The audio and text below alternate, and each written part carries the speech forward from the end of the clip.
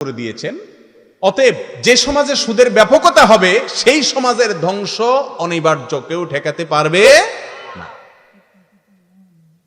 প্রিয় ভাইরা আমার, সামান্য একটু সুদের কারবার, আল্লাহ তাআলা সেখানে বলেছেন যে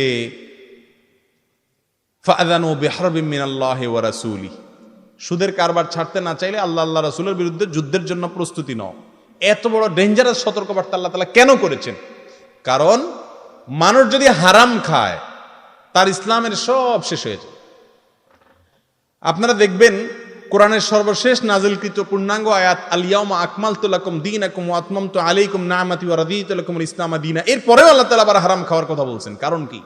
কারণ যদি হারাম পেটে ঢুকে নামাজ, কালাম, রোজা, কোনো ইবাদতে কোনো কাজ হবে না। আমরা তো আজকাল বেশিরভাগ মানুষ দুই নম্বরতে, দুনিয়াতে সবকিছু এখন 2 নম্বর মুসলমানিত্ব, 2 নম্বরে মুসলমান। কিরকম 2 নম্বরে মুসলমান? আমরা মনে করি আগে পয়সা করি কামায় নি, অবৈধভাবে আকাম কুকাম করে 2 নম্বরই করে কামায়া শেষ বয়সে এসে আমরা ভালো সাজা যাব। ঠিক না বে ঠিক?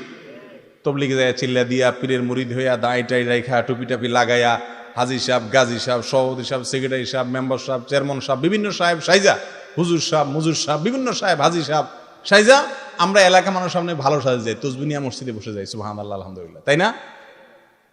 সারা জীবন যে মানুষের গলায় ছুরি দিয়ে আসছেন, দুনিয়ার মানুষ আপনার ইতিহাস ভুলে যেতে পারে, না জানতে পারে, আমার আল্লাহ সবকিছু জানেন। ঠিক না বে ঠিক? এই জন্য 2 নম্বরই করে আল্লাহকে খুশি করা কোনো অবস্থাতেই যাবে না।